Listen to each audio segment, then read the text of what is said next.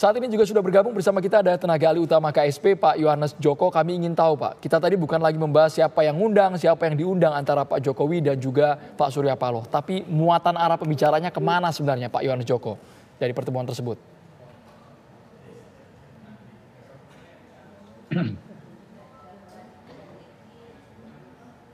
Pak Yohanes Joko, sudah mendengar suara kami Pak? Ya Mas, kalau terkait dengan baik Mas Andro, kalau terkait dengan pertemuan tersebut ya tentu yang tahu hanyalah kedua orang beliau begitu ya, Pak Presiden dan Pak Surya Paloh. Tetapi begini Mas, kami pertemuan ini hendaknya kita maknai ini kan pertemuan dua orang sahabat begitu Mas.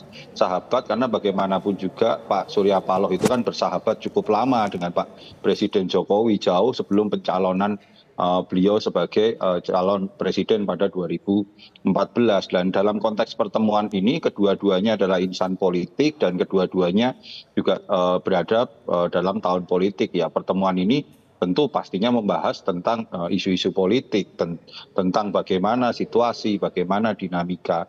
Dan ini harus diletakkan dalam posisi dan konteks bahwa jangan lupa pemerintahan ini masih 8 bulan lagi akan berjalan sampai 20 Oktober 2024. Maka dibutuhkan sebuah konsolidasi untuk kita bersama-sama Mas untuk menghadapi bangsa ini kan menghadapi satu pusaran global yang hari ini sama-sama kita ketahui baik dalam ancaman krisis pangan, krisis energi, kemudian juga krisis iklim. Nah, inilah perlunya kita sebuah konsolidasi bersama untuk kembali maju ke depan begitu. Oke. Nah setelah ini apakah ada rencana mungkin bertemu dengan ketua umum parpol lainnya, entah mungkin itu dengan PKB atau mungkin dengan PKS atau sejumlah partai lainnya, Mas Joko? Ya tentu kalau kita melihat semangatnya Bapak Presiden dalam melakukan konsolidasi selama ini pola-pola komunikasi yang beliau lakukan untuk berkomunikasi dengan seluruh pihak bahkan pihak-pihak yang mengkritik beliau pun beliau juga tidak segan-segan untuk melakukan komunikasi secara langsung. Maka ya pertemuan dan komunikasi dengan pimpinan parpol siapapun itu pasti juga adalah sebuah keniscayaan. Hanya tinggal tunggu waktunya begitu Mas. Kapan waktu tepatnya, kapan pasnya. Sudah diagendakan belum kira-kira? Sejauh ini kami belum terupdate agenda tersebut, tetapi nahwanya tampaknya akan ke situ begitu Mas. Karena bagaimanapun juga untuk ngurus bangsa sebesar Indonesia ini kan harus melibatkan semua kelompok dan semua elemen begitu. Baik, Pak Yohanes Joko, kita ke Mas Hanta. Mas Hanta tadi sudah berbicara siapa yang didekati duluan oleh para kingmaker ini. Apakah Megawati mendekati Surya Paloh duluan atau Joko Widodo mendekati Surya Paloh. Tapi kalau melihat rona-ronanya, posisinya Surya Paloh terlebih dahulu bertemu dengan Presiden Joko Widodo. Mungkin tidak melihat dari historisnya ini akan terjalin rekonsiliasi yang mungkin tujuannya sama. Mas Hanta Yuda. Mungkin dengan sangat mungkin. Andro, jawaban saya kalau itu pertanyaannya.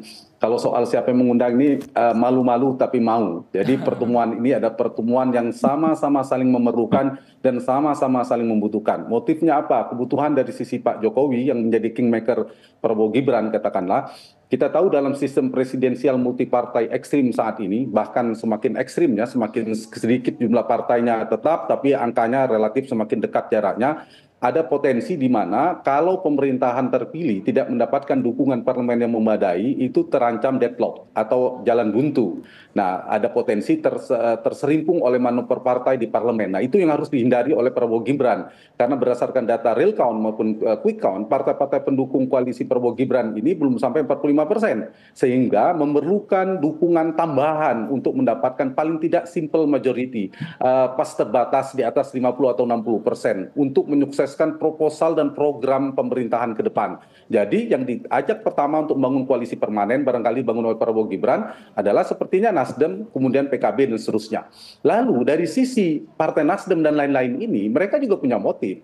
Ketika barter politik, tanda petik ya, saya bicara dalam politik realitas sesungguhnya, realistis ya, tidak dalam level normatif. Mereka juga memiliki 3 hal yang didapatkan. Satu, kekuasaan itu sendiri, dibarter dengan kursi menteri, itu pasti yang disasar oleh partai-partai yang ingin mendekat atau bergabung ke pemerintahan yang akan terbentuk. Yang kedua, kalau satu lebih ke power sharing, yang kedua adalah kepentingan ekonomi politik, kepentingan bisnis, itu tidak bisa dihindari. Jadi ada motif yang kedua, tidak melulu kursi. Atau yang ketiga, legal protection. Jadi perlu juga perlindungan hukum, dan kita tahu itu juga penting bagi para politisi. Kalau soal dampak elektoral masih jauh, pemilu masih 5 tahun lagi. Apalagi Andrew, kita tahu bahwa oposisi ini tidak pernah terbangun oposisi yang solid, koalisi oposisi yang solid, apalagi permanen. Dulu ada koalisi Merah Putih, KMP, tapi tidak pernah bertahan lama, hancur juga. Nah, bagi Nasdem penting ini, apakah mungkin koalisi Amin ini, koalisi perubahan akan bertahan? Mereka pasti berpikir realistis, dan saya kira masing-masing akan berpikir yang sama. Saya termasuk yang ragu kecuali PD Perjuangan. Kalau ditawarkan oleh Prabowo Gibran atau Pak Jokowi gabung pemerintahan, mereka akan menolak. Termasuk PKS. Kalau PD Perjuangan, terutama bukan PDIP-nya, Ibu Mega, sepanjang masih ada Ibu Mega, saya yakin PD Perjuangan akan bertahan di luar pemerintahan, itu sangat mungkin. Kalau dari sisi Pak Prabowo, karena kebutuhan tadi, mungkin ya, meskipun tidak sehat dengan demokrasi, secara demokratis, perjalanan demokrasi kita, mungkin semua partai diajak ke dalam pemerintahan, termasuk PDIP. Tapi kemungkinan opsi kedua, PDIP di luar pemerintahan. Atau opsi ketiga, PDIP dan PKS. Ini yang paling bagus menurut saya. Karena PDIP PKS ini skill oposisinya sangat kuat. Nah, di luar itu bahkan P3 mungkin akan diajak. Meskipun ada catatan saya, kalau Ibu Mega, kalau PD Perjuangan ada faktor Ibu Mega, kalau P3 kalau lolos di sana ada Sandiaga Uno. Saya tidak tahu bagaimana hubungan terakhir dengan Pak Prabowo karena mereka meninggalkan Mas Sandi meninggalkan pemerintahan. Nah, saya berharap dalam konteks ini tidak semuanya mau dengan alasan rekonsiliasi kah, alasan apapun,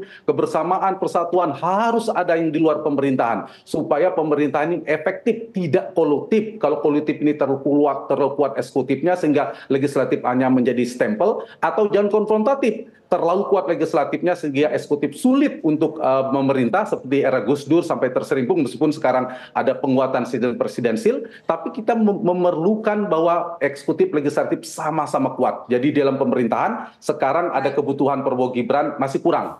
Mungkin tambahlah Nasdem, maksimal tambah PKB.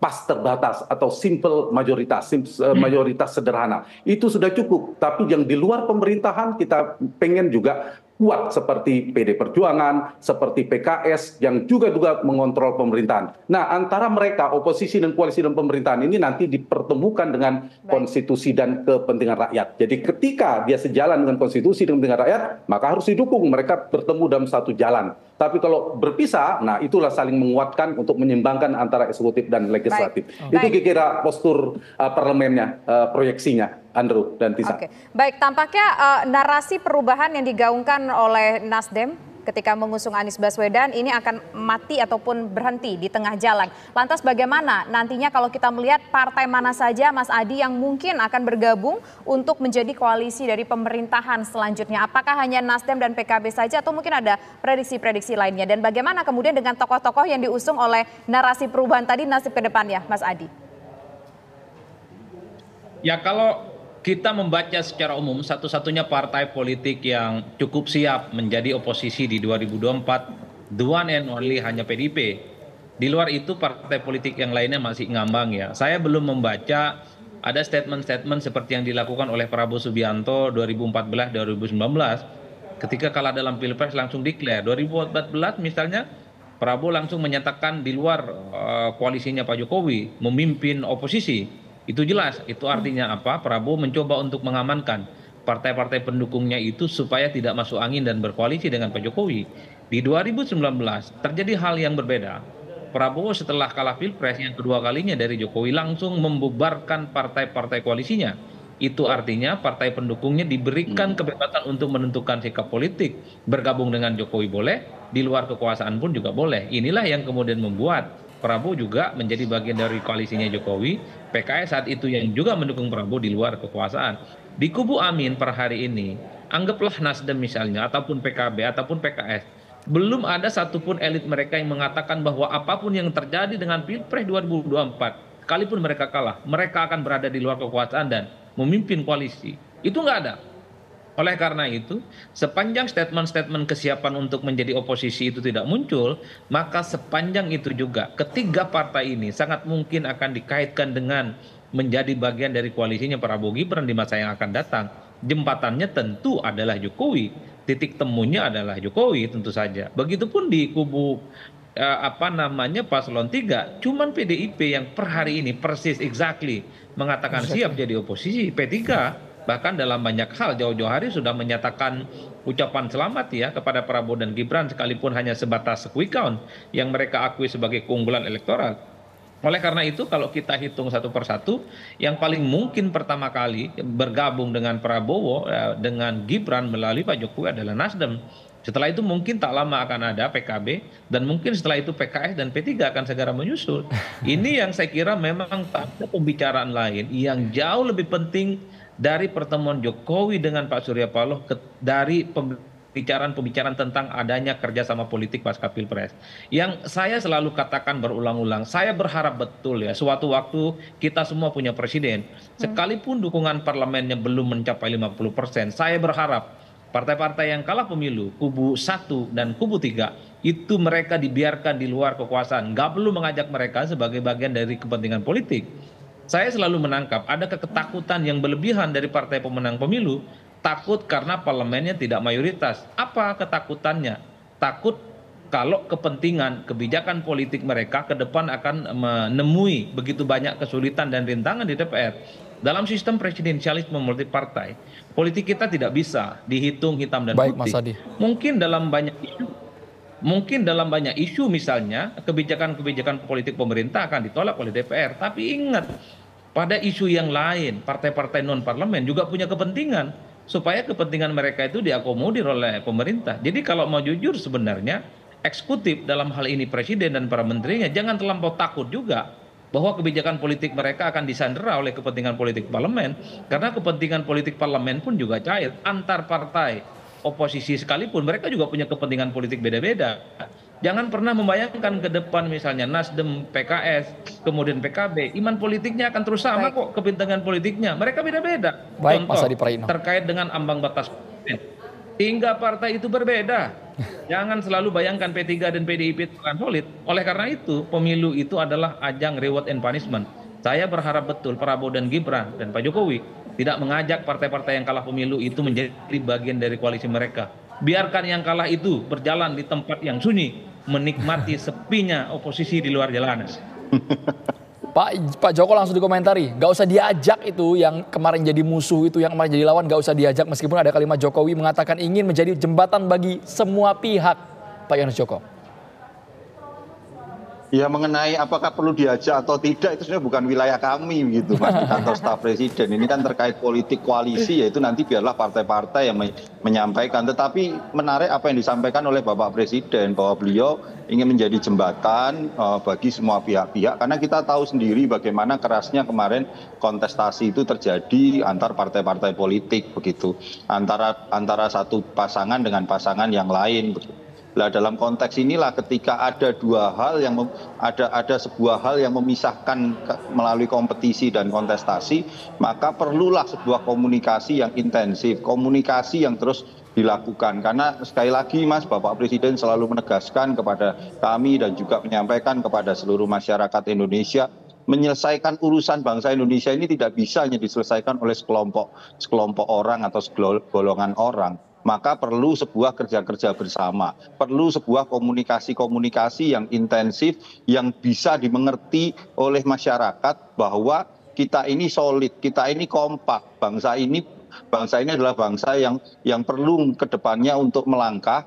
Apalagi selalu kita melihat situasi dunia hari ini kan situasi yang perlu ketidakpastian. Kita lihat ada krisis ekonomi, ada krisis pangan, kemudian ada krisis iklim. Dan dalam konteks inilah bangsa Indonesia itu perlu semua komponen-komponen itu untuk bersatu bersama menghadapi krisis ini, terlepas dari perbedaan-perbedaan politik yang ada. Jadi segala perbedaan itu perlu dikomunikasikan dalam kerangka konstruktif membangun ke depannya. Begitu Mbak Tisa dan Mas Andro. Baik, terima kasih Pak Joko, terima kasih Mas Hanta, terima kasih juga Mas Adi sudah bergabung bersama kami di program Kabar Petang hari ini. Selamat sore semuanya.